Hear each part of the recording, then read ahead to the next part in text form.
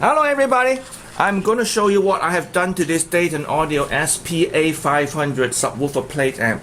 I got this amp 2 weeks ago. It has a very big problem. Oh, by the way, just in case it's, those of you that follow me for a while just seeing me wearing those other hats and other clothes and how come I looks like this, because I was mowing the lawn and then all of a sudden it started raining and I decided I would just walk in here and then do the video. No time to change. It's all sweaty and I'm wet. So let's move on. Got this 2 weeks ago. One of the biggest problem, I mean, it works. It actually performs pretty okay. For $500 Canadian, around that, $400 US, it performs pretty okay, acceptable. Don't expect it to be high-end plate amp, but all the function that offer at this price point, especially the parametric equalizer, I really like these features. Anyway, performance, I am not going to complain. It's $500, but it has a very big problem that bugs me, because when it turns on and off, it pops. It really pops. It puts out anywhere between 8 volt to 19 volt. I have done 2 videos. I will show you that 2 videos how much the woofer got pushed out before it sucked back in. You probably won't hear that because it's actually pushed out just once and sucked back in. So it's like a floating DC, so you don't hear it. You can see it, but you don't hear it. But if you don't hear it, doesn't mean it's not a problem, because things happen outside our frequency, outside our own hearing frequency range, that can damage things. When it turn on, it's not as bad, but turn off is really bad. But it's bad enough that I need to do a fix. So let me show you those videos, and then the third video will be the one I have fixed. Here is Dayton Audio SPA500. It's a 500 watts plate amp for subwoofer, and I'm hooking up to this woofer, this 10-inch woofer. I no longer want to pop my good 15-inch woofer anymore, so I want to use this 10-inch woofer to show you the popping, turning on and off of this amp before I modified. I put in a circuit in it to protect the driver. So this meter is setting at detecting maximum level. When I turn on, it will show the maximum level, and then I will wait for 10 seconds, let the amp settle and stable, and then I will turn off. Then you can actually see how much the driver actually push up before it comes down again. It's more on the turn off than the turn on. The turn on is pop a little bit, but the turn off is a lot more. I just want to make a record so to show the before modification. So now I'm going to turn it on. That is only 0.14 volt, which is acceptable, very acceptable. Now when I turn off, a few seconds, wait for a few seconds longer, and then I'm going to turn off now. That's 19.33 volt. Sometimes it's more, sometimes less. That's 19.33 volt is actually quite a bit more than usual. Usually it's about 8 to 9 volt. And you can see the driver push up and down. And in this case, I do not have an input. I am going to do another video with the input, just to see if there is any different when it turns off. This one is a Dayton Audio SPA500. It's a 500 watt plate amp. In the last video, when I turn it on and off with this 10-inch woofer, it turned on at 0.14 volt DC offset and then turned off at 19.33.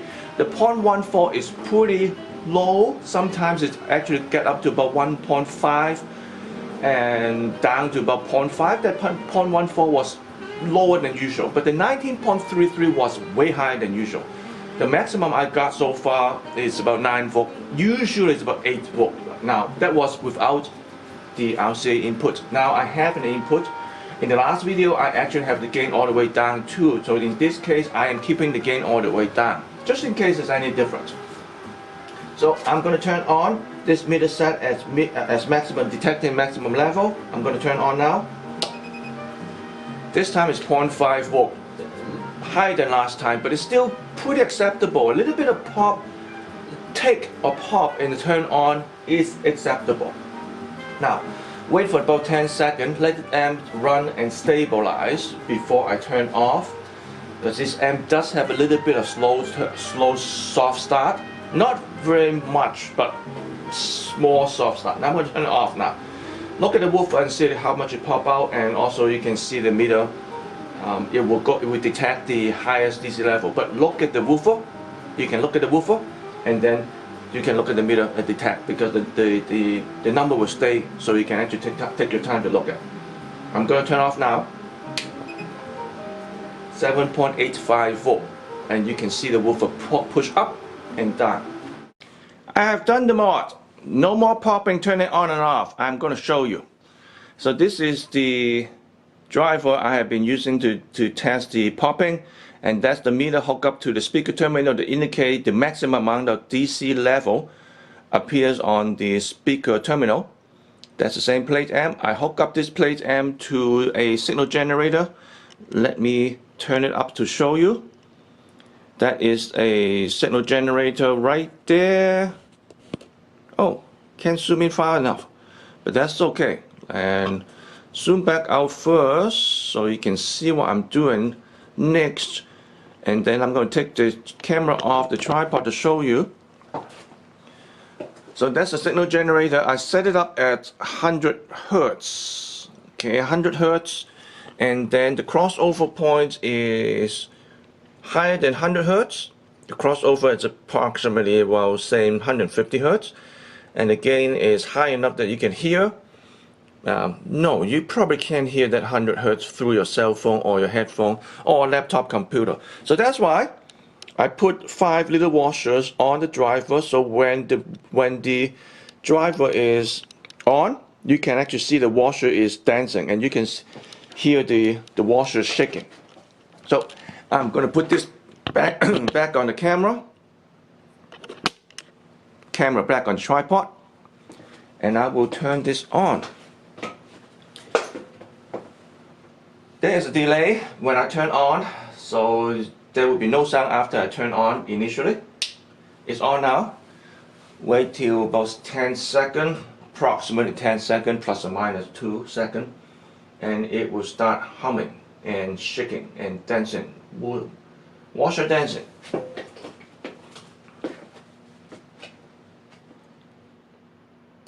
There you go. It initially jumped to 150 millivolt, and it will probably go up to about 190 millivolt on this particular amp. It's a subwoofer amp, it's a basic subwoofer amp, just 190 millivolt, 200 millivolt. It's acceptable, it is what it is, but it's not acceptable for a normal stereo amp to driving full range speaker. And better plate amp, better subwoofer amps, I expect better, but this is a $500 subwoofer amp claiming to be 500 watts. I have been saying it's 500 watts. They did claim 540 watt into 4 ohms, but I will show you the spec later. So 180 millivolt DC offset. It's workable, acceptable for subwoofer. Now you can see you can hear the 100 Hertz humming. If you cannot hear the hum, at least you can see the washers dancing, so that's the proof of the driver is actually working. Back on the tripod, now I'm going to shut it off. Now you may hear a tick when I shut off, because at 100 millivolt, 180 millivolt jump back down to 0. That movement from the 100 millivolt down to 0, you might hear a tick, but should be just a tick. So I'm going to turn it off now. It didn't jump higher than 180 millivolt. Sometimes it jumped to about 250 millivolt before it come back down, but it stayed below 180 millivolt, which is quite acceptable. Again, that tick is because 180 millivolt dropped back down to 0, and that movement you will hear as a tick. I'm back. So what I've done to this, never mind that one's for the next video. So let me turn this around.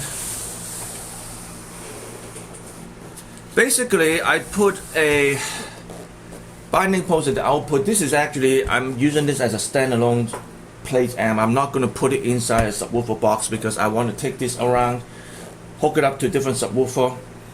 It's very easy to hook it up to different subwoofer. You just take the plate amp out, patch the wire in there, you can test the different subwoofer. But that's not my main purpose. My main purpose is actually for my own use. That's why the XLR jack's up there. But I'm going to show you when I get that done. But this is in progress still. So what I have done is actually put in the timing circuit inside the plate amp. When it turns on, it has about 10 10-second delay. You can see it in the third video. They actually have a 10-second delay before the little washer start dancing on the subwoofer. When it turns off, it shut off very quickly. Shut off before the amp has a chance to go DC offset. The problem of those DC offsets are not necessarily the circuit design. The circuit is, there are many amps out there, discrete amp especially. It has DC offset when it turns on and off. It's basically caused by voltage rising, the power supply rails rising and dropping, and when before it rises to a certain point, the circuit doesn't work right. I'm not gonna get into too much technical because it has a lot to do. You can do math to calculate the exact points of that point what happened. But let's simplify it. It's like when you 0 volt. When it's 0 volt and it's let's say the circuit operates at 50 volt.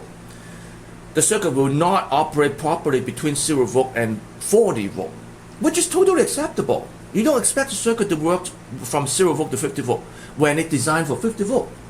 So it works perfectly in 50 volt, probably okay at 45. When it reach 40 and go lower, the bias of the bias within the circuit start to not right. You don't have enough current to bias things to make things right. So therefore, at the output, it just go nuts.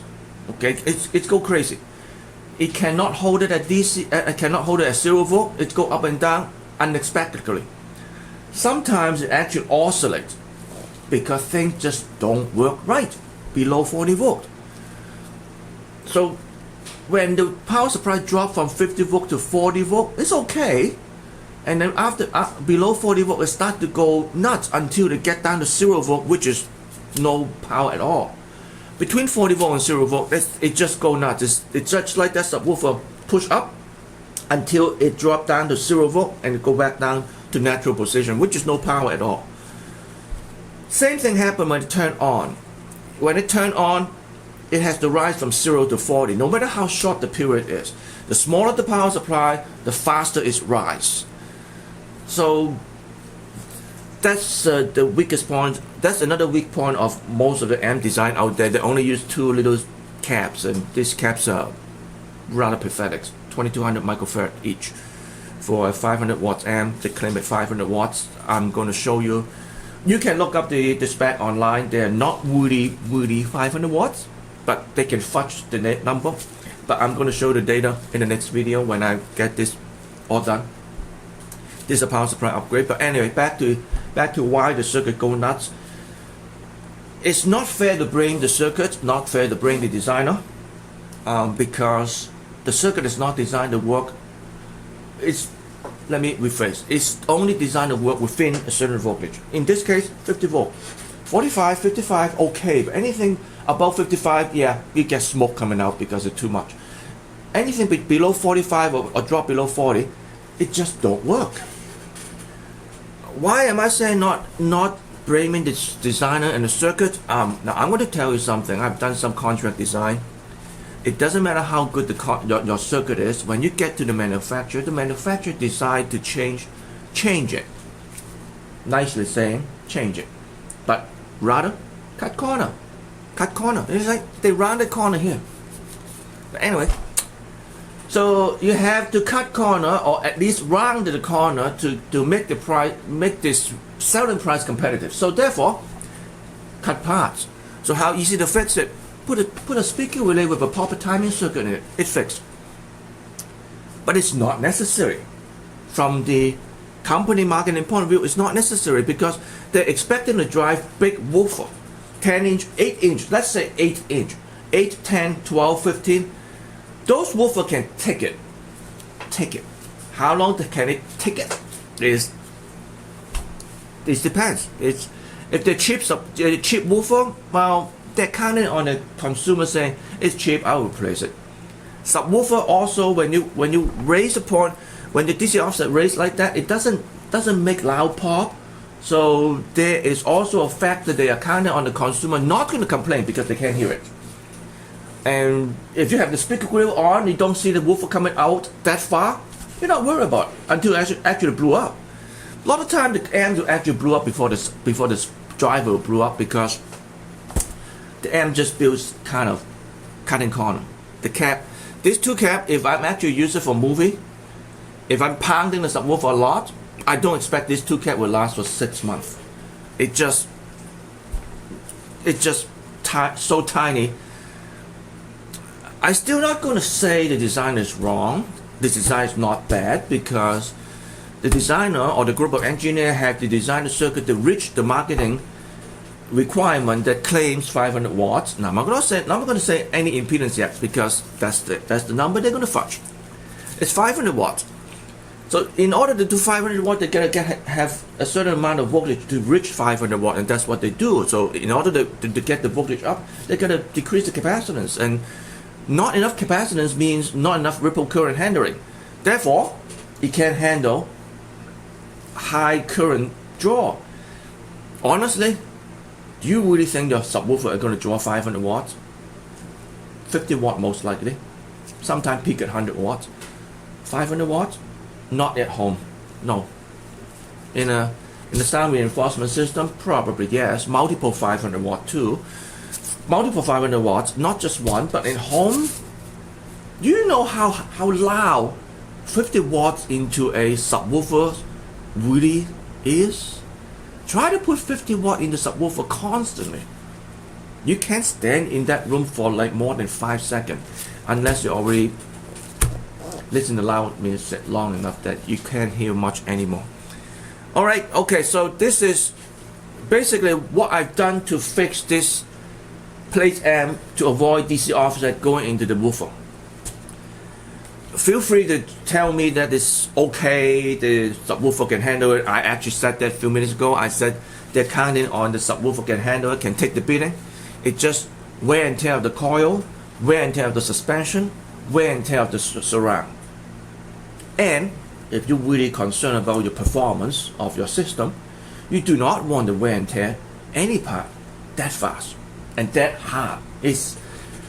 Yes, your sport car can actually accelerate as 6 seconds from 0 to 60 miles. But do you want to do it every time?